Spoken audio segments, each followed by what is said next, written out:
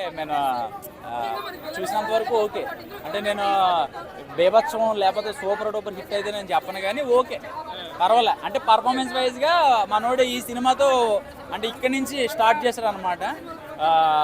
అంతకుముందు పాత సినిమాలతో పోల్చుకుంటే ఇది అయ్యగారు నెంబర్ 1 తీసేయండి, ఫస్ట్ అఖిలే నెంబర్ 1 అని చెప్పేసి ట్యాగ్ లైన్ పెట్టండి.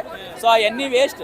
సో ఇప్పుడు రన్నింగ్లో పడ్డాడు కుర్రోడు. చెప్పాలంటే ఆ అక్కినేని వారసత్వం నుంచి వచ్చిన నాగార్జున గారి తర్వాత నాగచైతన్య గారు సెట్. మనోడు ఏదో కొంచెం అటు ఇటు ఊగుతున్నాడని ఇండస్ట్రీలో టాక్ ఉంది కదా. సో ఈ సినిమాతో కొంచెం పర్వాలే, నిలబడిపోయాడు. ఇంకొక స్టార్ వచ్చాడు. Akhil dance, Akhil songs, Akhil performance, Akhil ఫైట్లో అఖిల్. సినిమా అంతా అఖిలే. సినిమాకి లేనిని కాదు, అఖిల్ అని పెట్టారు, కానీ అప్పట్లో అది కాదు, ఇదే సినిమా. నీకు ఇలాంటి సినిమా పడితే బాగుందని చెప్పి ఎన్నాళ్ళ బట్టి వెయిట్ చేసామన్నా, పడింది. సావదొప్ప సినిమాని మామూలు కొట్టలేదు నువ్వైతే. పర్ఫార్మెన్స్ అయితే వేరే లెవెల్ అనమాట. ఈ సినిమాలో యాక్టింగ్ పరంగా ఒక మెట్టు కాదు 10 మెట్లు పైకి ఎక్కేశాడు నాగార్జున గారు. ఇన్నాళ్ళు బట్టి ఎక్కడో ఒక అసంతృప్తి ఉంది నాగార్జున గారికి. ఈ సినిమా చూసిన తర్వాత నాగార్జున గారికి ఒక గర్వంగా ఫీల్ అవుతాడు.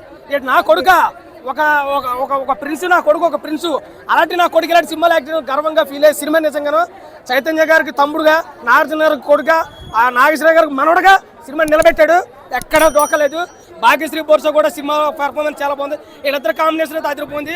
వీళ్ళిద్దరు కాంబినేషన్లో మళ్ళీ ఒక 3-4 సినిమాలు రావాలని చెప్పి నేను కోరుకున్నాను. శివాజీ గారు ఒక మాట చెప్పారు, నేను నాగేశ్వర గారితో యాక్ట్ చేయనండి, నాగేశ్వర గారితో యాక్ట్ చేయనండి అన్నారు.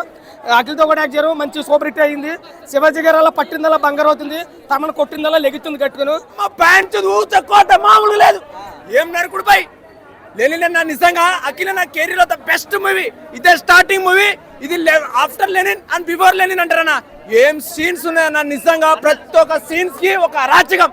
లాస్ట్ దాకా ప్రతి సీన్ కి ఒక ఎలివేషన్స్, ప్రతి మాటకి ఒక షాక్. నిజంగా మరి ఇది ఎక్స్పెక్ట్ చేస్తే నెక్స్ట్ ఇంకొక సీన్ వస్తుంది అన్న. నువ్వు లవడా కానీ బ్రో, నేను ఎందుకు డబ్బులు తీసుకుంటా బ్రో? నువ్వు భలేగున్నావు, నీ భలే ఉన్నావు. నీకు ఎంత ఇచ్చి బ్రో నెగిటివ్ అడగమని?